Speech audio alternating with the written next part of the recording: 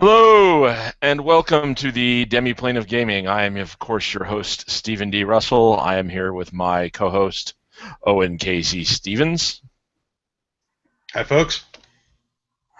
And we are here today to talk about my new Kickstarter, Lords of Gossamer and Shadow Icon Deck NPCs, which has already over, 2,000, 200% above what it's supposed to be at, and it keeps climbing, so I'm pretty happy with where it's at right now, and it could just stop right now and I'd still be super happy. But I'm here to try to convince you folks to come join my little endeavor to make, if you ever to make little NPC cards, pictures with the NPCs on them, and also create some custom cards for backers who want to create their own unique character.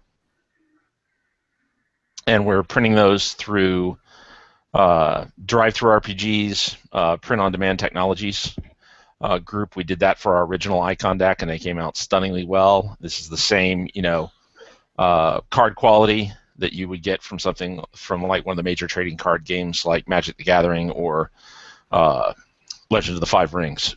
It's just, they really end up being gorgeous cards, and I couldn't be more pleased with how they came out for the first set. And if I was at home, I would entirely, show you 10 tons of pictures of them, but unfortunately I'm at my father's house doing some in-home care, so otherwise I would be showing you more cool stuff. But yeah, we're already up to doing like 14 additional cards beyond the original 52 that I promised, so it's going very, very well. Do you have any questions for me, Owen? For people who are perhaps tuning in for the first time, why don't you tell them for a moment what Lords of Gossamer and Shadow is and why they care about getting cards for it? Okay. So for those who don't know what Lords of Gossamer and Shadow is, Lords of Gossamer and Shadow is a diceless tabletop role-playing game set on a variety of worlds that you can reach to by walking what we call the Grand Stair. You have the ability to pass through doorways. And it's mechanics driven based on comparative analysis between stats and between your powers and what you're narratively telling the GM you're trying to do. You can so it has a strong mechanical background, but it's primarily story and narrative driven. And then with the background of this comes from, if you're an older gamer, you might remember something called the Amber Diceless role playing. And Amber Diceless role-playing was developed by a guy named Eric Wujek, who did it based on Roger Zelazny's Amber series. And he developed this system for Diceless role-playing 20 years ago. And I was fortunate enough to be able to acquire the rights to the game system. And a year ago, we've released Lords of Gossamer Shadow after a 2-year development cycle. And it is a gorgeous book and an exceedingly popular game. One of our flagship titles. I couldn't be happier or prouder of it, and it's our premier game line that we're currently supporting. And one of the things I had been wanting to do was create a deck of cards to represent what in Amber would be called trumps, where you have communications devices that allow you to talk and allow travel between worlds, because you're not going to pick up your cell phone and dial over to 3 dimensions over. So to do that, you use what we call icons. Now, those can be on your phone, or they can be on playing cards, or they could be on, a little chess piece. But in this case, we wanted to emulate that they were on a playing card, and you would have a picture of this person, and it allows you to also give a player representation. This is who you're talking to, and it works really well within the game. And we created one set with our initial Kickstarter, but I did entirely player character cards to give people, these are the types of characters you can play, and this allows you to brainstorm ideas of who you want your character to be. But I had a lot of requests for a deck of NPCs to show the non-player characters with that, and we were up to 42 cards, and I wanted to do a 50-card set, and rather than doing a traditional pre-order, I just decided to do a Kickstarter. And so we've done a Kickstarter, and the added bonus of that was to be able to do additional PC cards that would be customized for this setting. Or, like I said, Lords of Gossamer Shadow supports traditional fantasy play. It supports superhero play. It supports high-end god-level like fantasy, which is its core mechanic. But I should say demigod style play.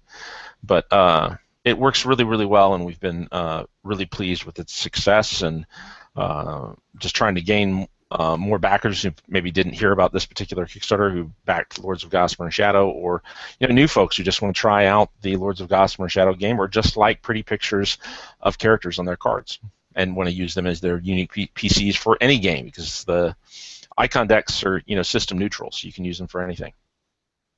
Be that Pathfinder, or be that 13th Age, or be that Numenera. So cool. Yeah. So, if someone wants to, I presume we'll link to the Kickstarter itself, right? Yes. But if someone wants to learn more about, where do you recommend they go look? They can go to writepublishing.com. It's listed right there on the front page of writepublishing.com right now. You can also go to the Kickstarter, which will, and both of these places link to both the current Kickstarter that's going on and to the Lords of Gossamer and Shadow core book and the line, and all the various books and cards and small PDFs that go along with the line we're currently supporting. So you can learn a lot there. You can find out a lot about the game system just by doing a Wikipedia search for Amber Dice Role Playing, and it'll talk a little bit about Amber and how the mechanics itself works, and how Lords of Gossamer Shadow fits into that. It's a real nice thing that people have done for us to do that kind of support. So I've been really, really happy.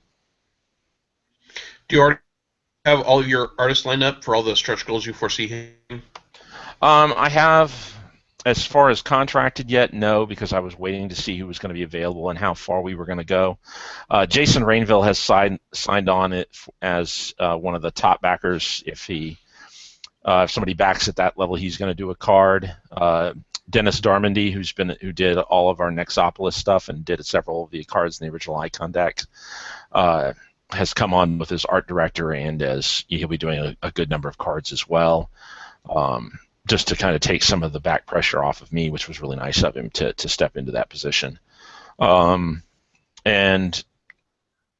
Hernanda Souza, I don't want to mispronounce her name, is already finished one of the cards that we were doing as a custom card for the NPC deck, based off of a backer's idea that we had been discussing previously and missed out on the first Icon deck set. So that's already done. I was going to post that on Monday to hit the standard weekly news cycle, but we have a number of artists lined up. I don't have everybody lined up because I always try to, I guess it's called hedging my bet.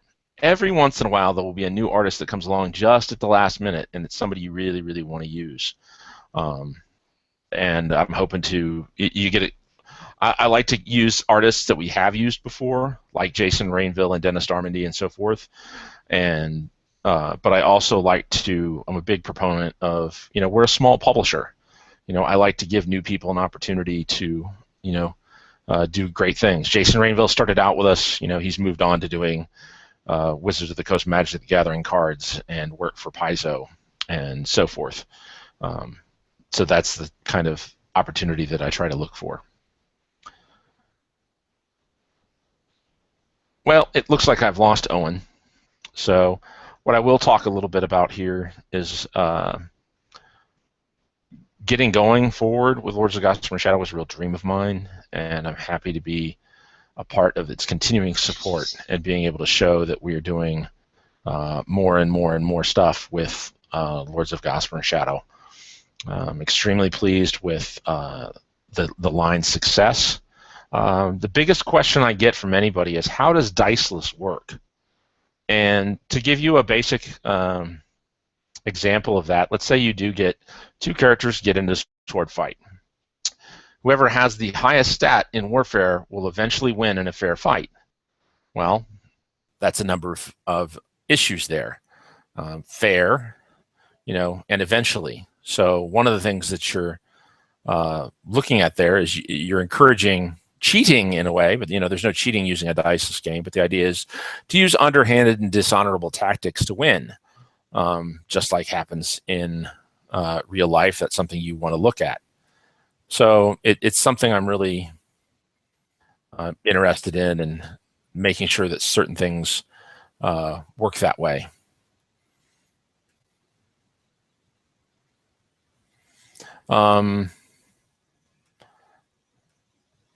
Yeah, I'm just going to cut this because we're not going to get Owen back on, I don't think, tonight. And I'm just not really feeling it.